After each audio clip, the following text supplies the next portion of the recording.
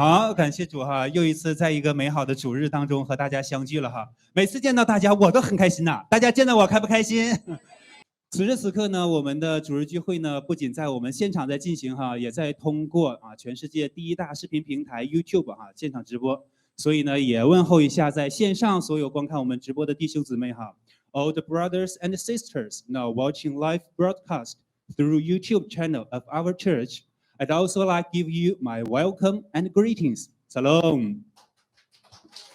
好，今天呢，再一次见到我，然后见到旁边，有了这些实验设备装置，大家就知道又要做实验了，对不对？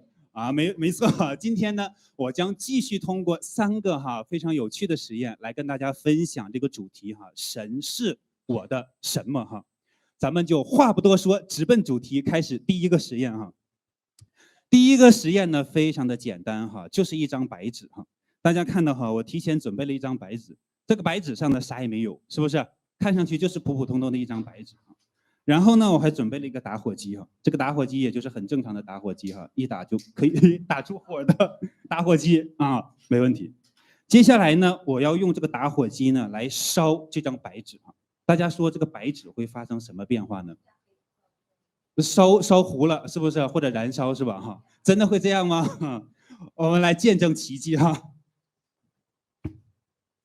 把这张白纸折叠起来然后呢，我用这个打火机来烧这张白纸，大家注意看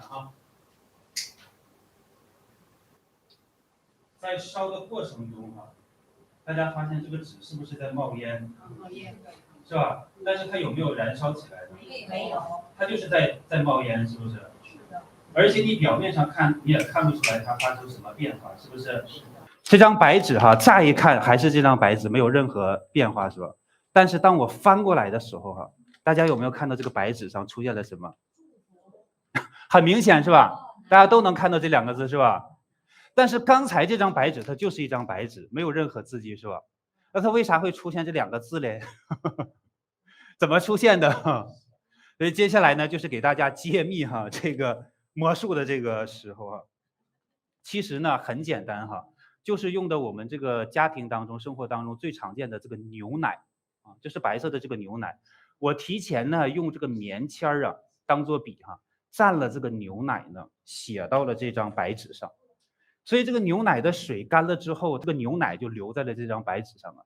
但是牛奶也是白色的，所以它干了之后，你乍一看其实看不出来任何的异样。但是其实这2个字呢已经被写在这张纸上了，常温下它没有什么变化。但是呢，被火烧了之后，它是不是就出现了？那它为啥被火烧了之后它就出现了呢？因为牛奶当中有啥呢？有蛋白质，是吧？蛋白质它受高温之后呢，它就会颜色变深这个现象在我们家庭当中最常见的就是我们生肉把它用水煮熟了，是不是颜色就变化了？如果烧肉的时候没注意到这锅糊了，这个肉会变成什么颜色？就黑了，是不是？颜色就加深了，对不对？就是因为肉里面有蛋白质所以给蛋白质加热的时候呢，它就会变颜色。所以呢，用这个打火机烤这个纸的时候呢，它之所以没有燃烧，就是因为这些热量都被这个蛋白质吸收了。所以蛋白质颜色变深了呢，这2个字呢就显现出来了。好，这个就是这个魔术的原理那我接下来呢要跟大家分享的就是通过这个魔术我希望跟大家分享的这个主题是什么呢？第一个神是我的什么呢？通过白纸变字这个实验呢，我想跟大家分享的是神给我们祝福的方式有很多种。有的时候神是很直接的、很明显的给予我们祝福，我们可以很清晰的、很直观的感受得到。但是有些时候神却是以另外一种方式给我们祝福，就是间接的方式。神在决定要给予我们一个祝福的时候，有可能刚开始他只是悄无声息的把这份祝福放在了我们的生命中，但是那个时候我们并没有察觉到。然后呢，神就在我们的生命当中给我们了一些我们不愿意或者是不希望、不想要经历的事情。比如说父母的身体生了一场大病，天天要吃药，周周要打针，月月进医院。你说有没有人希望经历这样的事呢？没有人。而有可能是你的儿女的工作出现了巨大的变动，甚至面临着被公司辞退、被裁员。过去这3年疫情发生好多这样的事哦，是不是？我相信没有哪个做父母的希望自己的儿女经历这样的事情，对不对？也有可能是你自己的生活、婚姻、家庭、工作等等健康出现了问题，甚至可能就是一个小事，就是楼上的邻居他经常在半夜闹出噪音，影响你睡觉，有没有可能？也有可能是夫妻因为一点点小事就吵了一场大架，也有可能是你的孩子最近特别不听话，到了该吃饭的时候不好好吃饭，到了该写作业的时候不好好写作业，经常惹你们生气。这些事情都有可能会发生在我们的生活中，对不对？这些事情的出现，我想说的就是，好像就是烤在这个纸上的那团火焰一样，是不是在熬炼着我们？没有人经历被火烤这样的事情会觉得舒服的，对不对？你也很少听见哪个基督徒说：“哎呀，我最近经历了很糟心、很不顺心、特别不好的事情，哎呀，我好开心呐！”很少听见有人这样讲，对吧？确实很少有人会觉得经历这些事情是让人开心的。但是神的心意是经历这些事情之后，我们会发现，神很早之前就已经把祝福写在了我们的生命中，只是我们没看见，甚至不知道。但是经历这些熬炼之后，这个祝福才出现，我们才看见。若不是经历这些熬炼，这些祝福就很难被我们发现，是不是这样？所以我想跟大家分享的就是经过了这些事情之后，有可能我们就会发现神原来借着这些我们不希望、不愿意经历的事情，会给我们祝福。比如刚才说的，我们的父母之前有可能从来都不愿意信耶稣，但是呢，借着这场大病，神奇的被主医治了。这个真实的经历改变了他们的想法，他们愿意开始相信，在这个世界上真的有一位看不见的神是大有能力的，超过了人类医学的能力，因此他愿意开始跟着你来信主了，甚至愿意跟着你试着去参加教会的主日聚会了。大家说，如果发生这种事儿，是不是好事儿？这是不是神的祝福？另外，我们说了有可能这个孩子他的工作遇到了问题，他可能之前对于信仰只是很平淡的态度，他只是碍于你们是他们的父母的原因，每个礼拜天不得不来跟你一起聚会。可是其他时间呢，不读经、不祷告、也不灵修，没有任何跟主的交集。但是当他的工作面临着如此重大变故的时候，他看见你每天虔诚的跪在神的面前为他祷告的时候，当他听到你跟他讲你自己也要多多向神祷告祈求的时候，圣灵就有可能会在这个时候来感动他，来到神的面前献上祷告。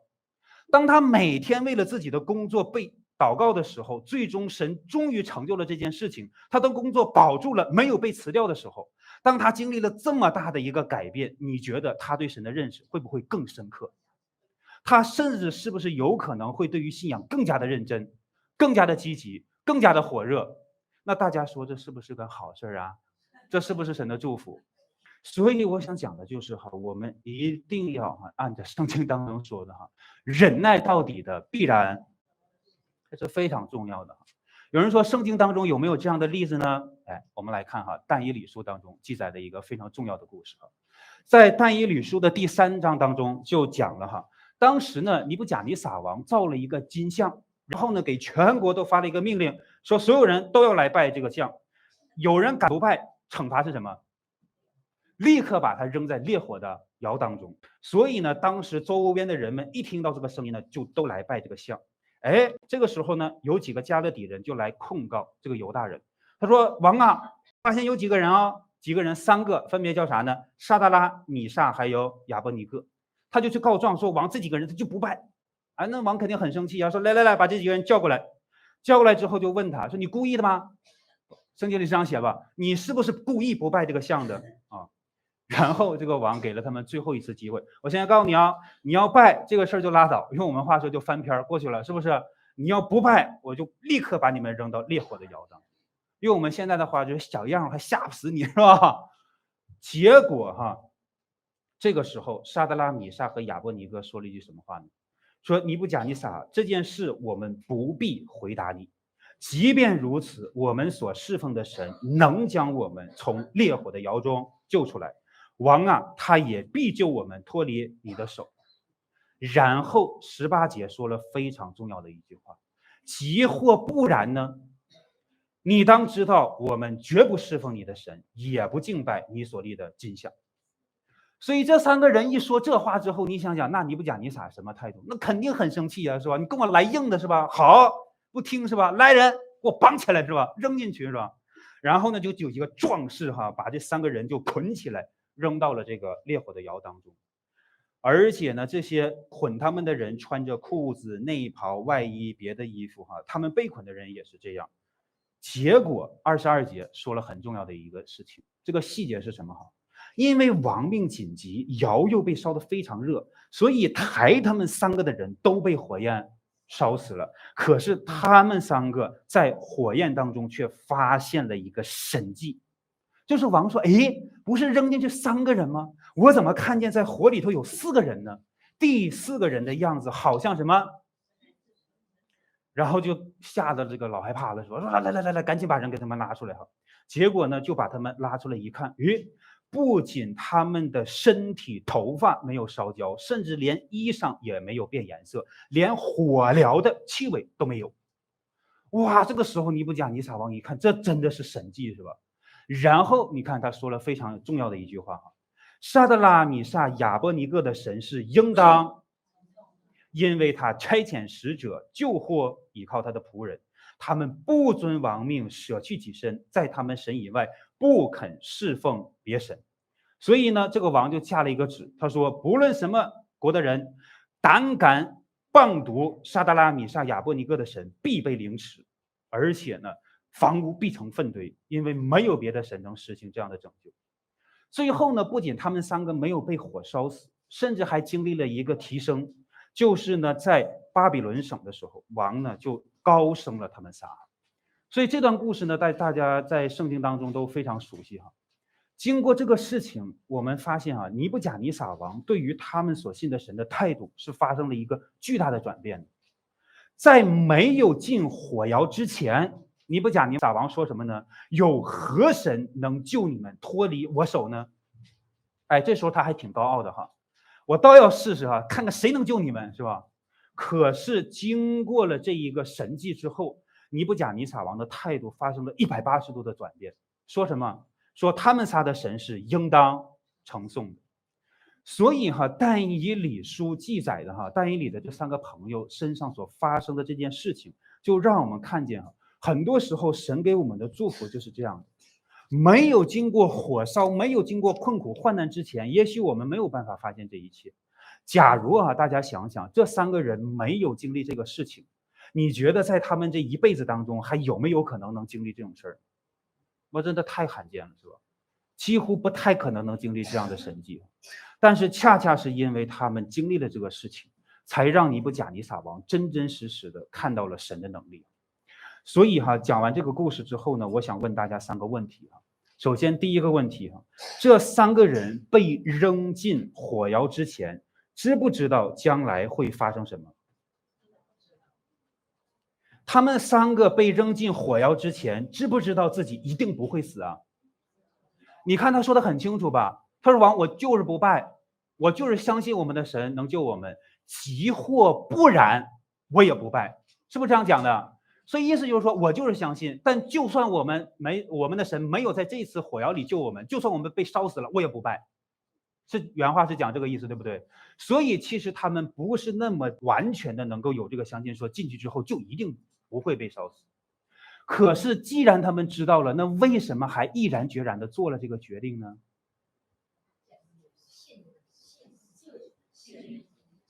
这就是我想跟大家分享的第2点凭信心历患难终得祝福被成全。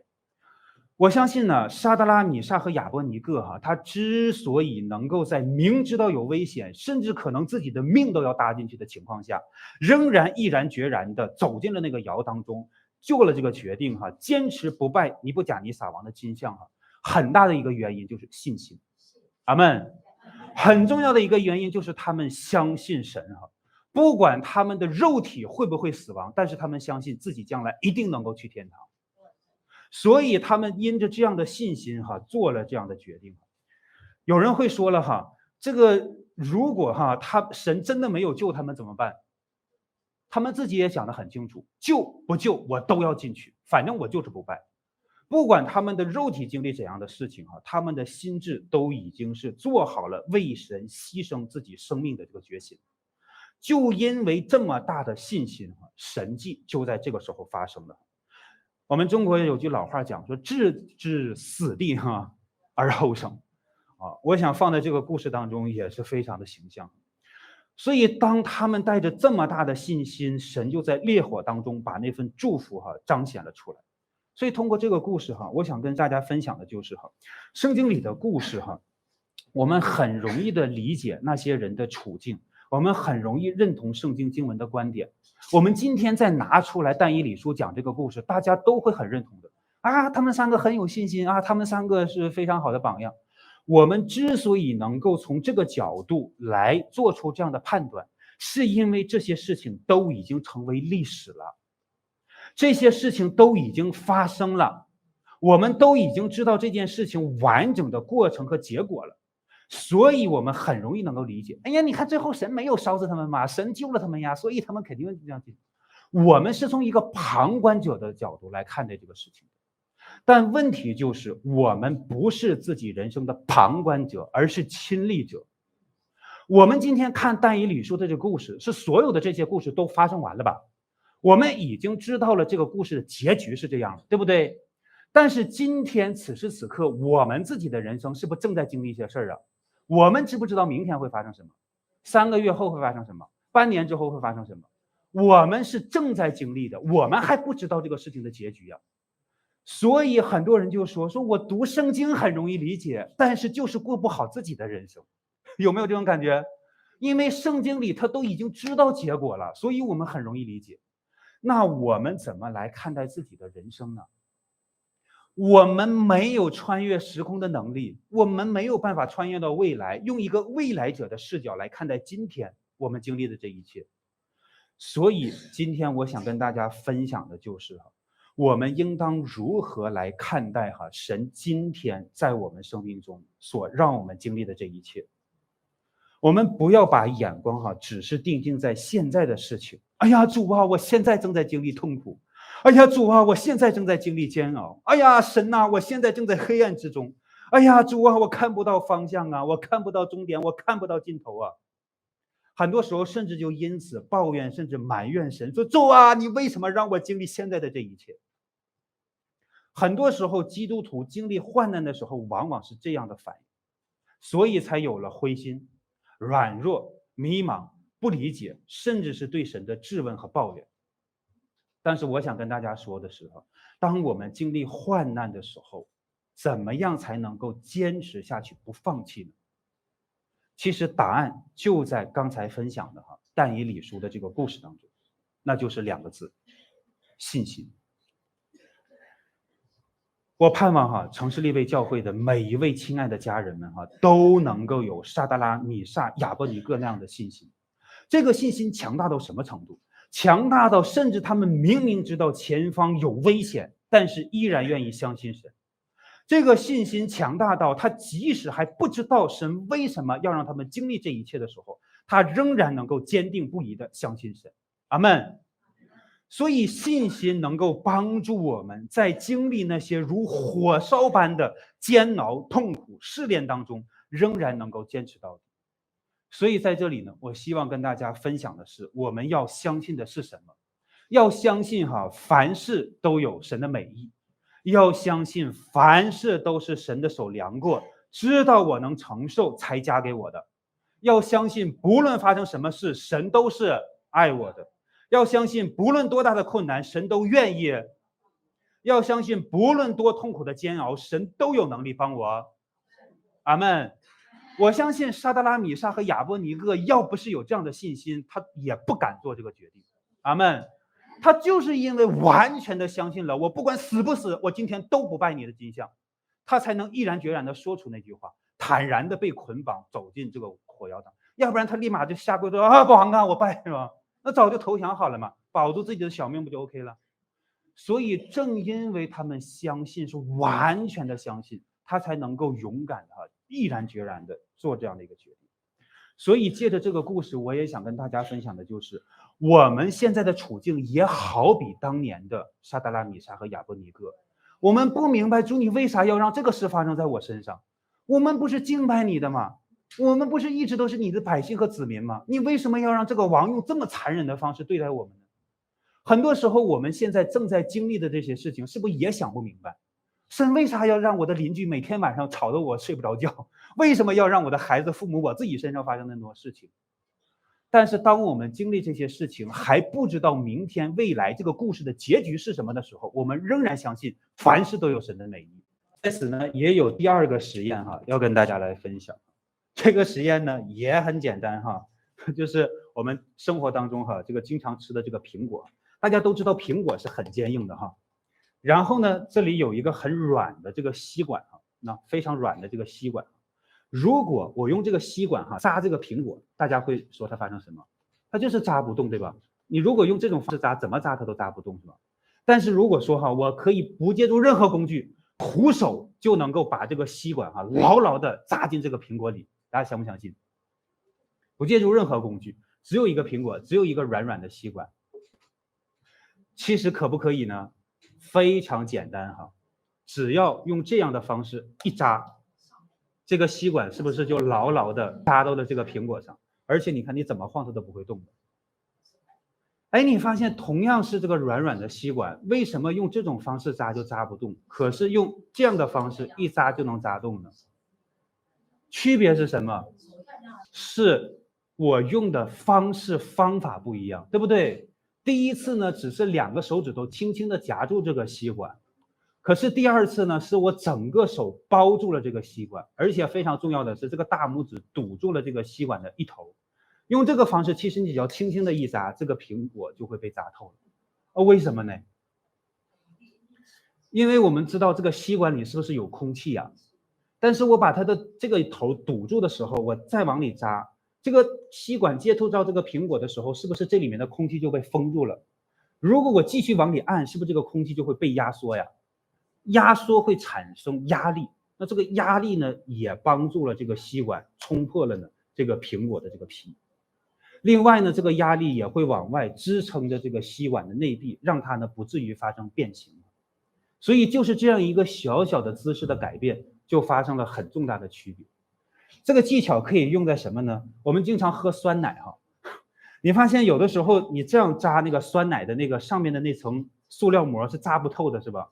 你其实只需要轻微的改变一下你手的姿势，用这个方式一扎，那个酸奶上面的那层塑料膜呢，就很容易被扎透了。所以这也是一个生活小技巧。但是今天通过这个实验，我想跟大家分享的主题信息是什么？是神是我的力量。刚才我们能够发现在生命当中，我们有可能会遇到很多像这个苹果一样很坚硬的这些罪。这些罪在我们的生命中存在了很久，非常的坚硬。我们自己呢，就感觉自己像这个软软的吸管一样，没有力量去胜过这个罪。而神呢，就好比是这一只有力的大手一样，靠着神用正确的方式方法，其实完全可以很轻松的胜过这个罪，能够冲破这个罪。但是如果我们不顺服神，自己就是这样乱蹦乱跳，永远也很难胜过这个罪。所以通过这个事情，我想跟大家分享的就是，只有神才是我们力量的源头，靠着我们自己永远都很难胜过这一切。对于我们人生而言呢，有非常非常多的罪的影响，是很难靠我们自己来胜过的。唯独当我们自己把自己完全的交给神，用他的方式来使用我们，才能够非常顺利。但这个当中有一个非常重要的细节是什么呢？顺服。你发现如果这个吸管只是跟这个手有2个手指头的关系，你说这个吸管自由不？他想怎么转就怎么转，是不是？可是当这个吸管完全的被这个手握住的时候，它是不是看上去是不自由的？因为它牢牢的被这个手握住了，它不能再想怎么动就怎么动了吧？可是只有在这样的情况下，它才能够散发出力量，对不对？如果他自己想怎么动怎么动的时候，这个力量它就是很软。所以我想说的是，这个吸管就好比我们的人生，这个手就好比神。如果想要胜过罪，有一点非常重要，就是我们自己得顺服神的方式。但是这个方式在外表上乍看起来有可能会让我们觉得不自由。神是不是给我们立了很多很多律例条的典章等等那么多，是吧？旧约摩西十诫那么多，新约又说了什么那么多，是不是？很多基督徒在刚开始信主的时候就会有一个想法说，哎呀，这个信这个基督教好麻烦哦，这个事儿也不能做，那个事儿也不能做，哎呀，什么神怎么借着圣经啊留了下了这么多的要求，是不是？很多时候我们自己会有这样的想法。可是我们真的明白神心意的时候，你才会发现神给我们的这一切都是为了保护我们的。开车走在马路上遇到红灯，开不开心？我想赶紧早点到地方啊。遇到红灯确实感觉我们不自由吧？那如果马路上没有红灯呢？你想想这个世界会变成什么样？所以很多时候神给我们的这一切其实是为了保护我们，表面上看起来是一些要求和束缚，但实际呢对我们来说都是有益的。我们来看看圣经当中有没有这些经典的例子来解释这个事情。我们来看看当年顺服神以至于胜过罪的例子。出埃及记在32章当中就讲到了这样的一个事情。当时呢，摩西被神带领上山，神跟摩西40昼夜跟摩西颁布了很多的律法，告诉他这个圣殿要怎么建啊，当中的分别为圣的器物要怎么建啊，等等等等。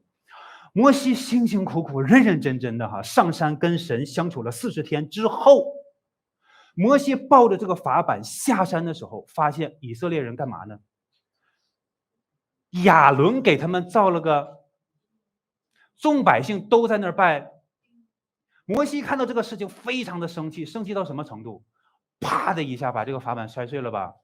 然后就发生了出埃及记32章这段经文记载的。当时呢，摩西见到百姓放肆，因为亚伦纵容他们，使他们在仇敌当中被击刺，所以呢，摩西就站在营门当中说凡属耶和华的都到我这里来。这句话非常重要哦。摩西说的是凡属耶和华的都到我这里来哦。摩西说完这句话，发生的事情是什么呢？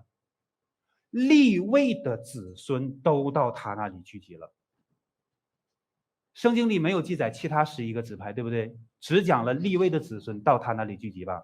然后他对他们说耶和华以色列的神这样说，你们个人把刀挎在腰间，在营中往来，从这门到那门，个人杀他的弟兄与同伴，并什么邻舍。这不是摩西说的哦，这是耶和华以色列的神这么说的哦。然后利未的子孙就照摩西的话行了。那一天百姓中被杀的约有多少人？3000人摩西说今天你们要自洁，归耶和华为圣，个人攻击他的儿子和弟兄，使耶和华赐福于你们。好了，我想请问大家一下个人攻击他的儿子和弟兄，在这段圣经当中的意思是啥呢？杀掉刚才神说的是不是很清楚？你们个人腰间佩刀杀自己的弟兄同伴和邻舍。这些人真的就杀了，而且被杀的约有3000人吧。可是最后摩西说什么呢？使耶和华赐福于你们。神不是说基督徒不能杀人吗？连恨人都不行啊，杀人不是犯法吗？这怎么这些人杀了人，耶和华还赐福他们呢？怎么理解这个事情？当时发生这个故事的前提是我们刚才讲了，众百姓在那儿拜金牛犊吧。这件事情是神喜悦还是不喜悦的？这些百姓有没有犯了罪？所以神让他们杀掉这些人是为了干嘛？除掉这个罪。这件事情惹神生气到什么程度我们中文和合版的圣经把它翻译的是比较文雅的。当时说众百姓拜金牛犊，他们坐下吃喝，起来欢乐，对吧？这个词如果你去查看原文圣经，包括英文版的圣经，这个词叫什么呢？叫 orgy， 啥意思？群交。什么叫群交？群体性交。立了一个大大的金牛犊像在那儿，众百姓就三三两两，一群小群的，大群小群的就在那儿群体干这个事情。动物有很多，问大家一个问题啊，为什么他们要造金牛犊啊？为什么不是金狐啊、金骆驼、金鳄鱼啊？这些也很魁梧，也很强壮啊。那为什么单单选了牛犊啊？为什么选了牛这个动物呢？因为当时他们在旷野刚出埃及吧，他们在埃及生活了多长时间？400年。为什么造金牛犊？因为埃及人拜牛神。所以以色列百姓的这些思想观点深深的被埃及影响着，即使他们的身体离开了埃及，想法还是埃及的那一套。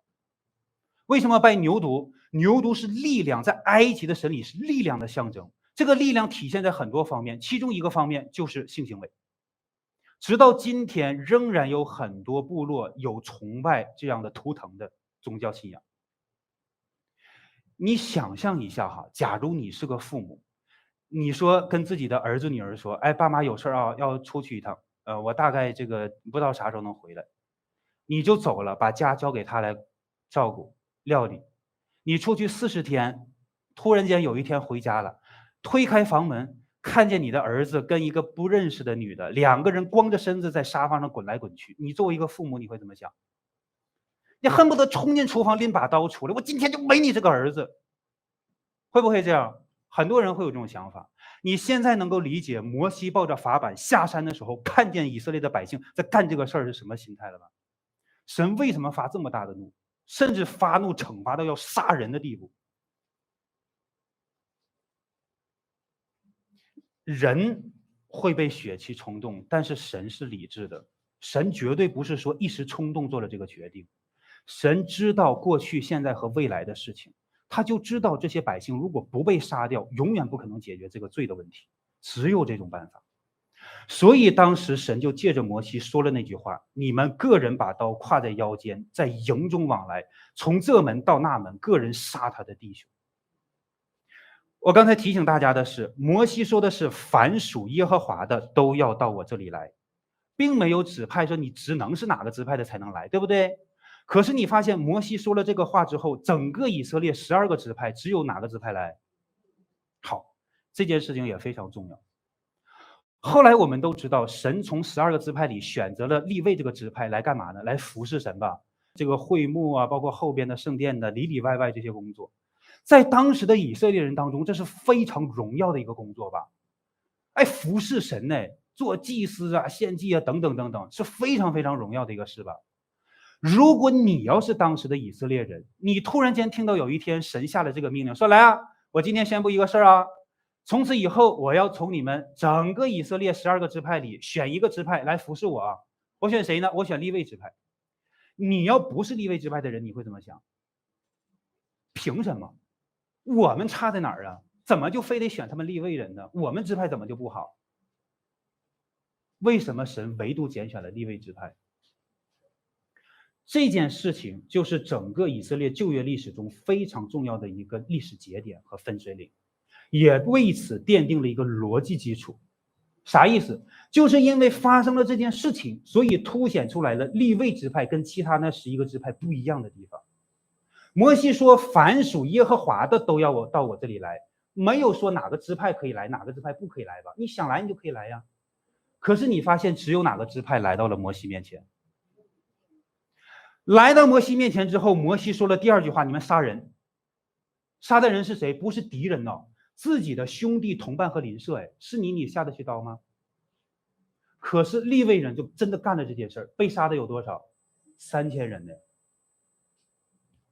由此我们能够看出来哈，利未人他是顺服神的，神让他们干什么就干什么，即使这个事情从他们的理性想法来说很难接受，但是他们依然选择了顺服。这就是利未支派跟其他11个支派非常不一样的地方。因为有了这件事情，才使得后来神拣选利未这个支派有了很清晰的逻辑基础，这件事情说出来才合理。当然还有很多其他的原因啊，但我们今天讲这一点。我们教会叫什么名字？城市立位教会，是吧？为什么我们教会的名字叫城市立位教会呢？主任牧师曾经多次的跟我们分享过，对不对？我们既然要做立位人来服侍神，其中有一点非常重要的，那就是像这个故事当中体现出来的这一点，顺服神是非常重要的。当你顺服的时候，才能得到这个力量去胜过这个罪的影响。所以说这是我想跟大家分享的，顺服以至于胜过罪的力量。那圣经当中有没有不顺服反而被罪影响了的呢？我们来看民数记。民数记当中记载了一个事情，说以色列人起行，在摩押平原约旦河东对着耶利哥安营。这个时候他们要攻打耶利哥，还没攻打的时候还有一段时间。然后呢，以色列人向亚摩利人所行的一切事，有一个人看见了，这个人叫谁呢？叫巴勒。当时呢，摩押人因为以色列民甚多呀，就很害怕，也怕以色列人来打他们呢。所以这个巴勒当时做摩押王的时候，他就干了一件什么事呢？他就派这个使者去找一个人，这个人是谁呢？叫巴兰。他想了一个什么计谋呢？他说请这个人过来，让巴兰来咒诅这个以色列百姓，是吧？后来的事情是不是大家都知道了？这些使者就带着一些财物去见这个巴兰了。巴兰最后也真的收下了这些东西，骑着驴就跟着这些使者要回来见巴勒吧。这个时候发生了一个神迹整本圣经当中一共只记载了3次动物开口说人话的事儿，其中有一次就发生在这里。巴兰是不是骑着驴？结果骑着骑着这个驴开口说话了，是不是？因为这个巴兰老打他，是吧？这个驴就开口说我从小就被你骑，你想想我有没有曾经像今天这样对你？那巴兰一想，是没有啊。他也觉得很纳闷，说今天这个驴好反常，怎么这么反常，甚至还挤到墙上，把他的这个巴兰的腿挤伤了，是吧？这个时候站在路中间的这个神的使者就开了这个巴兰的眼睛，就让他看见了。这个使者站在路的中央，手里拿着刀，是不是？这个使者告诉他，我今天3次要杀你，是因为你的驴躲开了才救了你，你现在还要打死你的驴。这个时候巴兰才发现，原来神不想让我去。后来他就跪下匍匐在地说，行，那我不去，我回去了。结果呢，这个神的使者说，行，你可以去，但是你要记得神吩咐你说什么你就说什么。后来圣经当中说巴兰一直说的都是祝福的话，可是我们读到新约的时候才发现巴兰这个人很狡猾表面上看起来说了很多祝福以色列人的话，其实呢是不是偷偷的给这个巴勒出了一个馊主意吧？因为神封了他的口，不让他说咒诅以色列人的话，他只能说祝福的话，但是收了人家的礼物老话讲说吃人嘴软，拿人手短，这收了人的礼物总得给人干点事儿所以这个巴兰非常的狡猾，他说啥呢？以色列人非常强大，你直接打肯定打不赢，有神帮助他们。你怎么打赢呢？你让他们自己犯罪得罪神，神就不与他们同在，就不帮助他们了。那怎么让他们得罪神呢？巴兰出了一什么馊主意？让他们跟外邦的女子联姻、结婚、生孩子，让外邦的女子的信仰来污染、影响以色列人的信仰，让他们不要拜以色列的耶和华这个神。果不其然，这个馊主意就奏效了。以色列的百姓真的有很多就娶了外邦的女子，神就真的因此生气，惩罚了他们。最后呢，以色列因此也被杀了很多人这件事情跟巴兰是脱不开关系的。巴兰就是因为没有顺服神，就干了这件得罪神的事情。那结果是什么呢？圣经里记载巴兰干完了这个事儿，结果是什么？我们来看民数记的31章讲得很清楚。耶和华吩咐摩西说从以色列的众支派当中，每个支派打发1000人去打仗。这1000人打仗了之后，杀了多少人呢？杀了米甸的武王所有的男丁，甚至也用刀杀了比尔的儿子谁？就是这个下场。这不是摩西要带人去是耶和华吩咐的所以由此可知，这就是神的心意。神就用这个方式来惩罚了巴勒。所以我想讲圣经当中有顺服神胜过罪的例子，也有这样不顺服神自讨灭亡的例子，都有吧？所以我想跟大家分享的就是，不管今天神用什么样的方式来帮助你胜过罪恶，但至少没有让你杀人去吧。阿门。阿门。神当年让以色列人去杀人呢，而且是利未支派杀自己的其他11个支派的，现在来讲就是同胞哎。他们12个人是不是都是以色列的儿子吧？是不是都是从以色列12个儿子一代一代生下来的？按理来说，他们都是一个爸的儿子吧？是不是同胞？自己杀自己的手足哎。神今天至少没有让我们做这种事儿吧？那你说还有什么事儿是我们不能胜过的呢？阿们。所以我跟大家分享这个事情就是我们要有利未人这样顺服神的这样的态度谦谦卑卑的来到神的面前降服在神的面前，顺服神的方式和方法，努力的配合神的工作，竭力的胜过罪的影响。这就是我想跟大家分享的第二点神是我们的力量。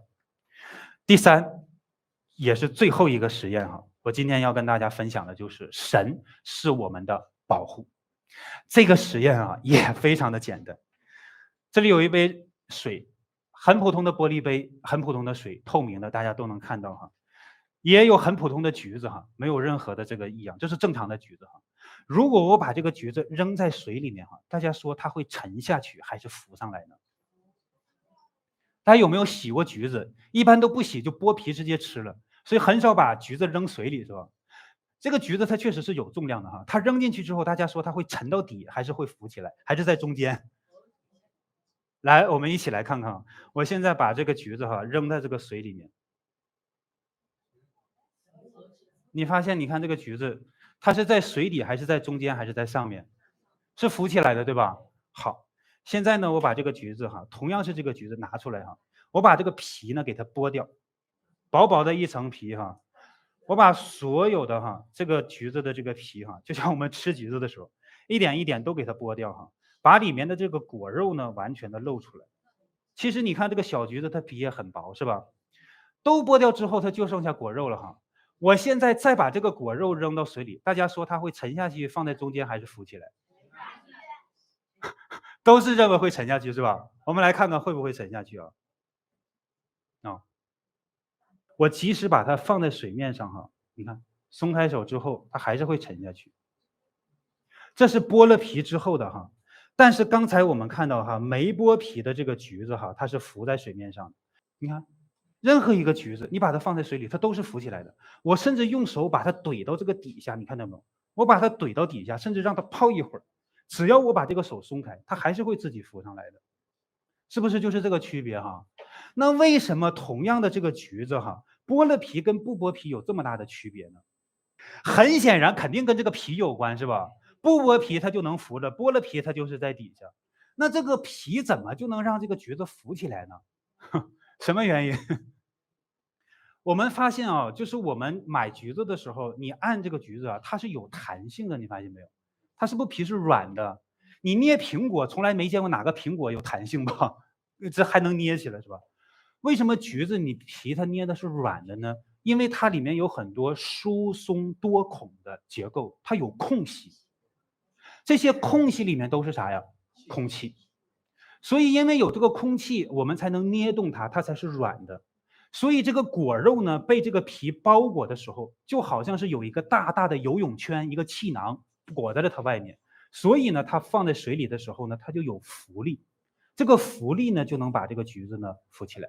那当然了，当这个皮被剥掉的时候这些疏松多孔的结构没有对这个果肉进行保护的时候，那它肯定一松手它就会沉下去了所以区别就在于这层神奇的皮除了这个皮能保护这个橘子在水上水下之外，还有一个很重要的。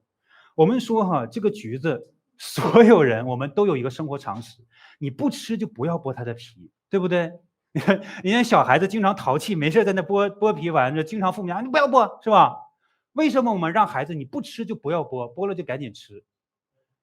因为你会发现同样是这个橘子，可是你剥皮跟不剥皮，它们俩腐烂的速度一不一样？当你不剥皮的时候，它还能多放几天。你放了皮之后，可能1天不到，它是不是就，如果夏天天非常热的时候，是不是很快就烂了？你冬天可能也几天就坏了，但是一定是剥了皮的比不剥皮的更能放的时间久吧。所以这层皮是不是对里面的果肉是另外一层保护啊？好，通过这个实验我想跟大家分享的就是我们自己就好像是这个橘子的果肉一样，神就是外面保护我们的这一层，而水呢，就好比是这个世界。当我们有了神的保护的时候，就能够浮在这个水上，不至于被水吞没和浸泡。但是当我们失去了神的保护的时候，就会瞬间立即的被这个水吞没掉、浸泡掉，是不是这样？所以神的保护对我们来说是非常重要的。我们活在这个世界上，每天都被各种各样的罪所影响。如果没有这层皮的保护我们自己的生命是非常非常危险的。所以我再次跟大家分享这个果肉如果会说话，你觉得它会不会觉得这个皮是个束缚？你有没有见过哪个橘子的果肉长到皮外面的？从来没见，那叫畸形是吧？正常的橘子一定都是果肉在皮里面吧？那他自己可不可以讲呢？我就不想被这个皮顺服，我就不想被这个皮束缚，我就不要顺服这个皮，我就非得长到皮的外面去，我不需要这个皮。如果这个果肉脱离了这个皮之后会发生什么？是不是就是快速的腐烂呢？所以我仍然跟大家讲，神给我们的保护，你表面上看起来是束缚，其实对我们是什么？是保护。所以这是非常非常非常重要的一个原理圣经当中也有很多故事，神也借着这些故事想告诉我们这个原理。我们一起来看在创世纪的时候发生了一个很重要的事情当时呢，亚伯兰和罗德呀，他们两个人一起，结果呢，他们时间越久之后这个牛群羊群帐篷越来越多，多到什么程度呢？没法住在一起了。没法住在一起的时候，这个时候亚伯兰就做了一个问他说：“那你要不要我们分开？”罗德也想跟他分开，然后亚伯兰让这个罗德先选，罗德就选了一片好的地方。圣经里记载罗德不仅是选了那个地方，而且从这个平原渐渐的挪移帐篷，最后去到了哪儿啊？索多玛。大家都读过这段圣经是吧？圣经当中有一节说的非常清楚索多玛人在耶和华面前最大。当罗德离开了神的保护，发生了什么事情呢？就像我刚才讲的，我就想去外面的世界看看，我就不想在神的保护下，我就不跟你亚伯兰住在一起了，我自己独立门户，我走。当罗德走了之后，发生了什么呢？至少两件很悲惨的事情。第一件事儿，神后来派天使来到这个索多玛和俄摩拉这两个城，救他们一家人。除了他们一家人之外，其他所有的人都死了。怎么死的？神派天上的火降下来，烧死了这两个城的人吧。好，第二件事情，我们来看创世纪的19章讲了这样一段故事。当时呢，天使不是救这个罗德一家人走了吗？他的妻子因为回头留恋，看了一眼变了眼珠吧，他就带着两个女儿走了，是不是？他到了两个女儿住在哪里呢？住在索尔。可是住在索尔住了一段时间之后呢，他害怕，于是呢，他就带着他这两个女儿跑到了这个山上去住，找到了一个山洞，住在这个洞里面，是吧？就在这个时候，大女儿对小女儿说了一句话，她说呀，我们的父亲老了，在地上呢又没有人按照世上的常规进到我们这里，他不是躲在山洞里了吗？然后他们说了一句什么话呢？来，我们可以叫父亲喝酒，与他同寝，这样我们好从他存留后裔。说了这个话之后，那天晚上他们就给他们的父亲灌酒，他们的父亲也就是罗德就真的喝醉了，然后他们的女儿就趁机跟他们的父亲同寝。第一天是大女儿，第二天是小女儿。果不其然呢，这两个女儿就真的怀了孕，也真的生了两个孩子，两个还都是儿子。大儿子叫啥呢？摩押，就是摩押人的始祖。小儿子叫什么呢？便雅悯，就是亚门人的始祖。后来的圣经故事我们都知道了亚门人跟摩押人是不是经常跟以色列人打仗啊？使以色列人死了不少人呢，对不对？我们读圣经往往都是看到了怎么打仗，怎么打仗，他们打了多少次仗，怎么打。但是这两个支派，这两个人最开始怎么来的呢？就是罗德这两个女儿生出来的。37跟38节说的很清楚哈，大女儿生了儿子叫摩押，就是摩押人的始祖；小女儿生的儿子叫便雅悯，就是亚门人的始祖。这2个人就是被这2个女儿生出来的。而且我要讲，这2个人是用什么样的方式啊？是女儿跟自己的父亲同寝的。这种事情你就是即便放到今天都很难被人接受吧，你更不要说放在古代了，对不对？这个故事在创世纪大家知道多少年前？新约到现在都已经2000多年了，旧约在创世纪的这段故事至少也有2、3千年了。所以你想想几千年前的事情啊，那个时候他怎么能有这种想法？他怎么敢有这种想法？大家读圣经的时候有没有读到这个事情？很疑问，他2个女儿怎么能做出这种事情来呢？为什么？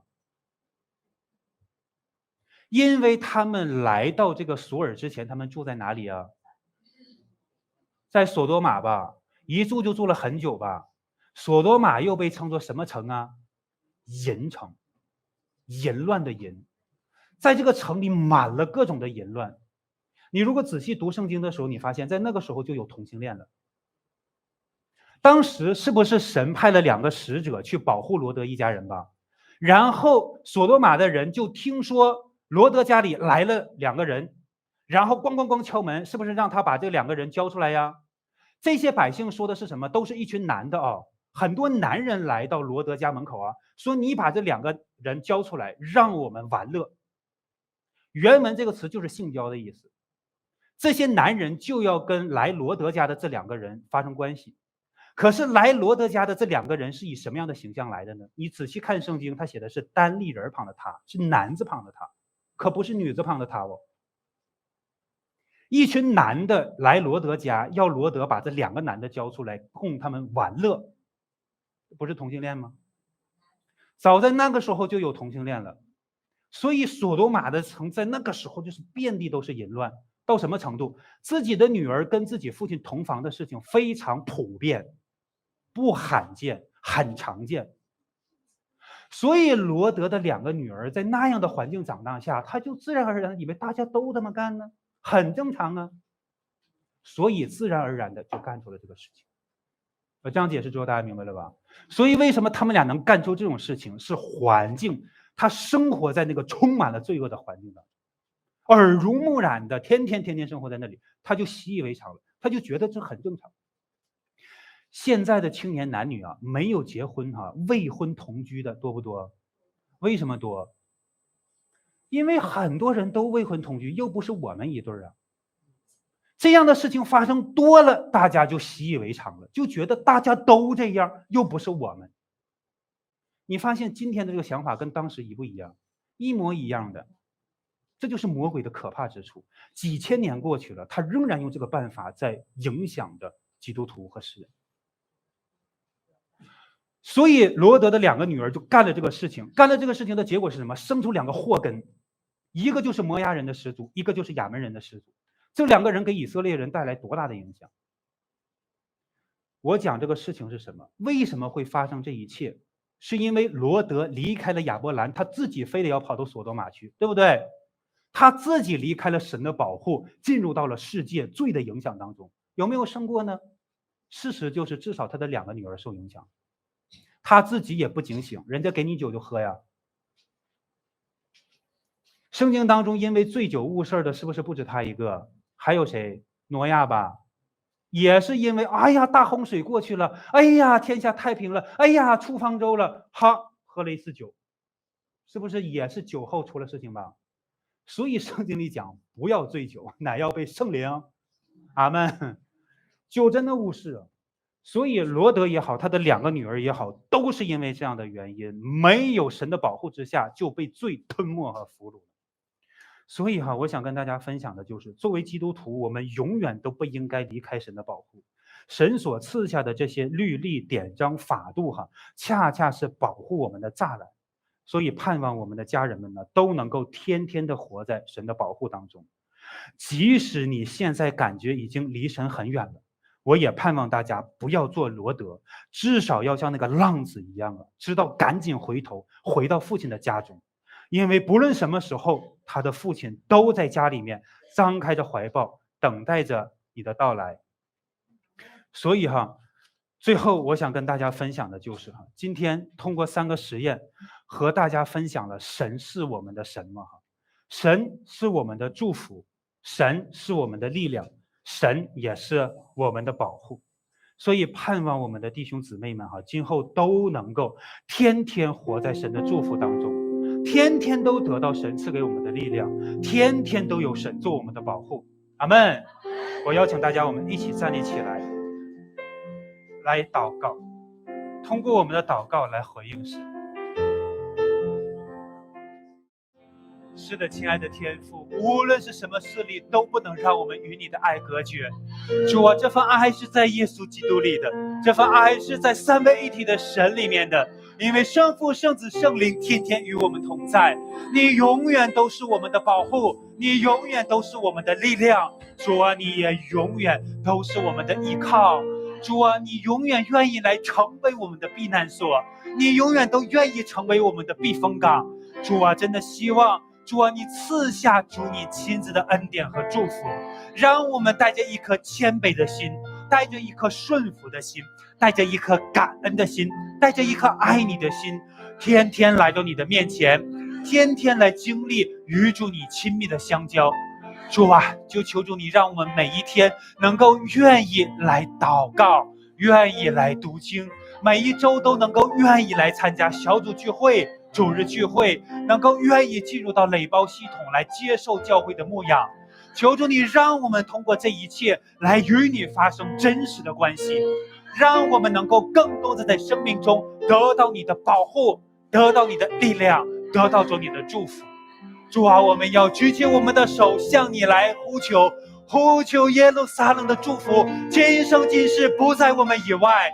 主啊，我们必然会看见这一切的美好，今生今世就会发生在我们的生命中。我们相信，虽然可能我们现在还没看见，但是主啊，你现在就在拿着那支笔，把祝福写在了我们的生命中。当我们经历现在的患难之后，必会显现出来。我们一定能够看见，当我们因着信心坚持到底的时候，就必然能够看见主你给我们的祝福。当我们带着顺服去经历这一切的时候，就必然得到神给我们的力量，一定能够胜过罪的影响。我们更要自己带着谦卑的心来到你的面前，求主你能够成为我们的保护。我们要奉主的名，把一切我们现在身体上各样的疾病完全的宣告被主得医治。我们要奉主的名宣告，我的病一定能够被主得医治。我们要奉主的名，带着神的信心来到神的面前，呼求神来医治我们身体上的疾病。我们相信神必会成就美好的心意，我们靠着神给我们的恩典，必能够胜过这一切的罪恶，把所有属灵生的疾病也倒在神的面前。相信神若肯医治，必能医治我们；神若肯释放大能，必能在我们的身上成就。让我们带着信心，相信神是那一位创始成终的耶和华。哈利路亚，哈利路亚，哈利路亚，阿门。我们一起拍手，把荣耀归给神，祷告奉主耶稣基督的名求，阿门。好，大家请坐。